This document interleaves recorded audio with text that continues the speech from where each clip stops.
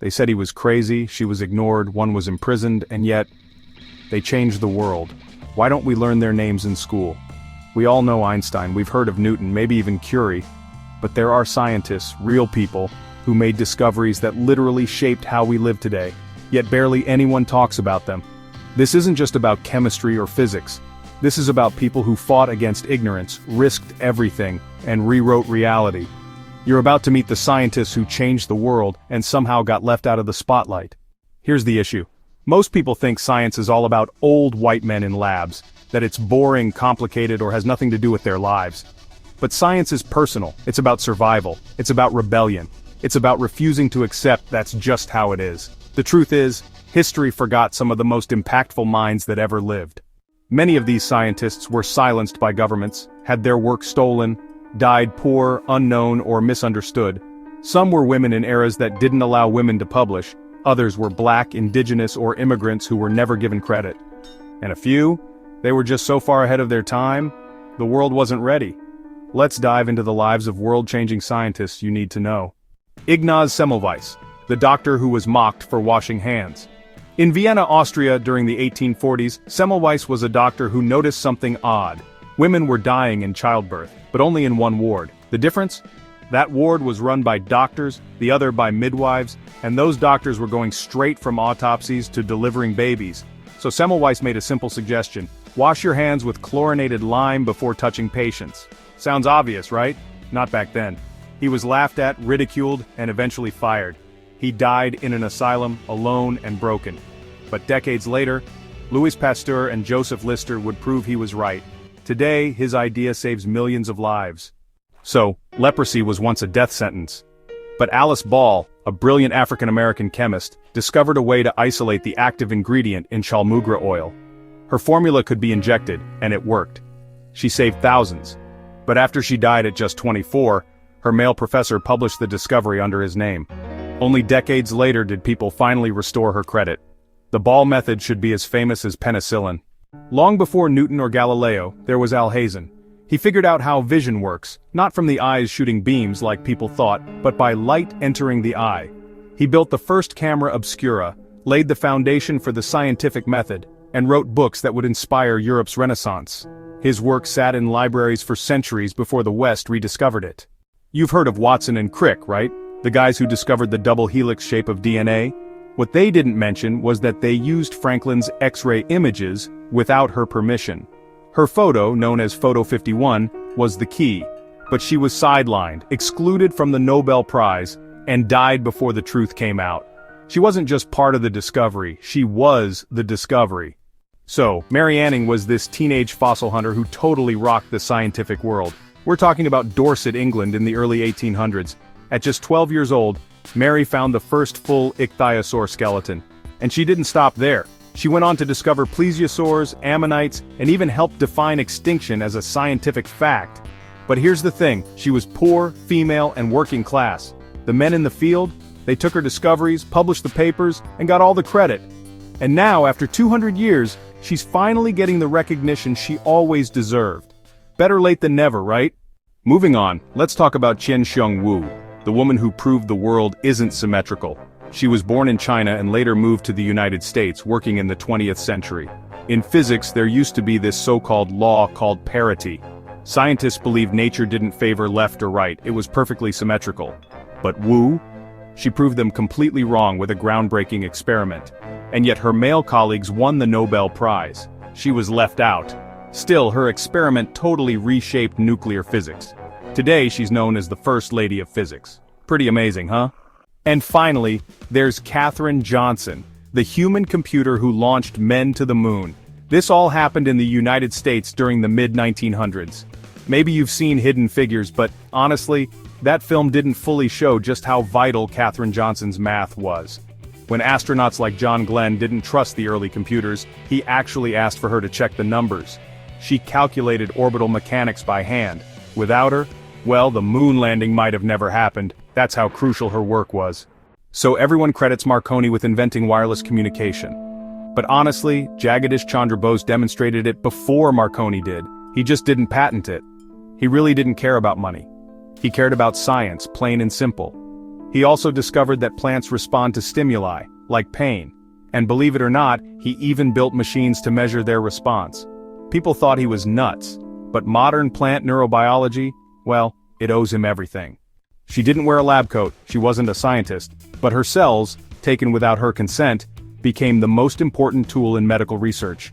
They were actually the first cells to live outside the human body. Her cells have helped create vaccines, cancer treatments, and so much more. But her family didn't even know for 20 years. She changed medicine forever without even knowing it. When malaria was killing millions and modern medicine was failing, Tu Youyou turned to ancient Chinese texts. She extracted artemisinin, a game-changing compound. The result? One of the most effective malaria treatments in history. She saved millions of lives, and in 2015, she became the first Chinese woman to win a Nobel Prize in science. Abdus Salam was one of the greatest theoretical physicists of his time. He helped unify two of the four fundamental forces in physics, work that earned him a Nobel Prize in 1979. But here's the twist.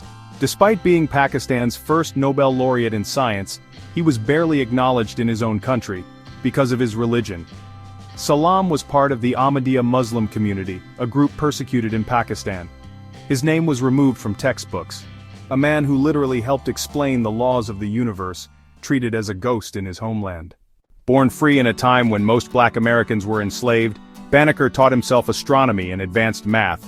He built a wooden clock with no formal training, one of the first in America, and it worked for over 50 years. He predicted solar eclipses, published almanacs, and he even wrote a letter to Thomas Jefferson, challenging him on slavery using logic and scientific reason. Jefferson replied, but America didn't listen. Banneker remains one of the earliest examples of black intellectual brilliance in you.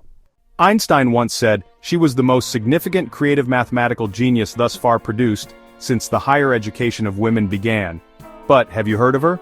Emmy Noether discovered a deep connection between symmetry and conservation laws, now known as Noether's theorem.